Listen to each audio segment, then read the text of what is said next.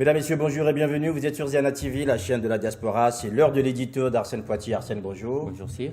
Vous nous parlerez aujourd'hui des démocraties. Ils ont commandé la démocratie. Pourquoi leur livrer le chaos?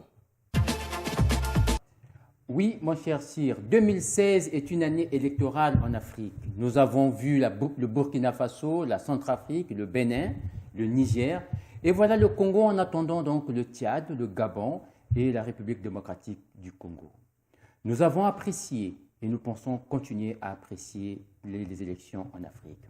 Notre attention sera donc ce soir focalisée à Brazzaville, qui est en train d'offrir au monde le spectacle du philosophe Thomas Hobbes, Homo homini lupus. Voilà qui nous laisse interrogatifs quant à la maturité de l'ambition démocratique, de l'exemple congolais où le noctambulisme des ministres fait référence à ce que les Vili appellent le nimbiage, usant de cette heure dite mystique pour proclamer les résultats dits en passant provisoires.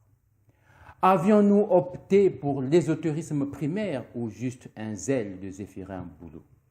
S'interrogeant sur le système politique qui a été inventé et vanté, est-ce bien la démocratie commandée?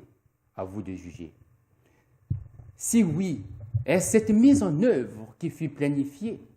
Puisque le moulouisme s'élabore différemment en mode fanatique et non représentatif. L'occasion de faire un point sur l'élection présidentielle congolaise. Est-ce légitime que du flou politique sorte un leader qui peut se prévaloir des mandats et capable de mandater au nom du peuple? Peut-il se prévaloir d'une majorité? Si oui, laquelle? Puisque dans le secret de l'urne et de la CNI se trouve une vérité, celle de l'urne. Et pourtant, les sondages démontrent une contradiction.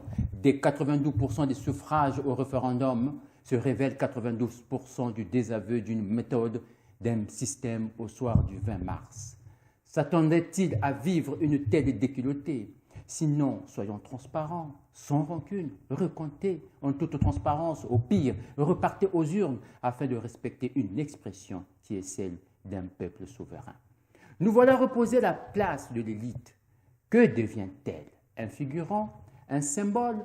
Un homme peut-il être la symbiose d'une idéologie ambiguë et la contradiction des valeurs de liberté, de justice et de fraternité? Dites-nous que ce n'est pas démocratique, au sens où il ne fait pas respecter ni la volonté des urnes, ni son intime conviction.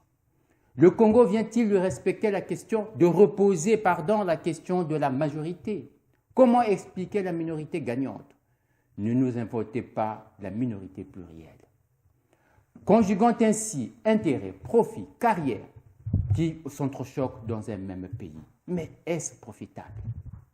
Est-ce l'occasion de ressusciter le démon du monopartisme?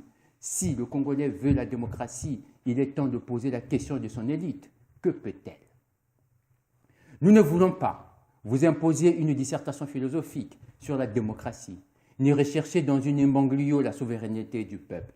Par ailleurs, cette crise politique congolaise est aussi une occasion de compter les peuples amis. Observant le silence ou la timide désaveu, ce peuple qui, par le combat, a choisi la démocratie comme modèle du vivre ensemble.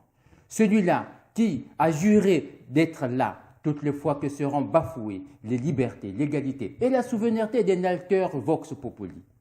De ce silence, que devrons-nous comprendre?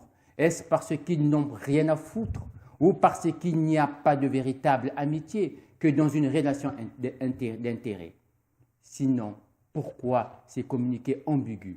Pardon pour le langage diplomatique, le Congolais ne le décode pas.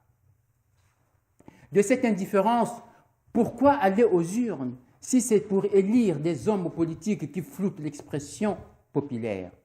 Nommons une fois pour toutes les gangsters. Eux au moins s'engagent dans une lutte qu'ils connaissent, dans laquelle ils se sentent concernés, pour laquelle ils donnent tout leur temps. Ça changerait des démocrates qui idéalisent la liberté et récoltent des restrictions de liberté, des arrestations, des violations des droits des libertés et individuels.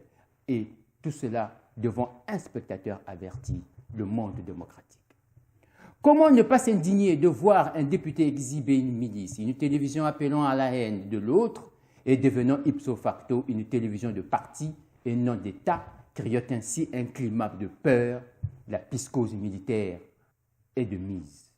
Où est la démocratie?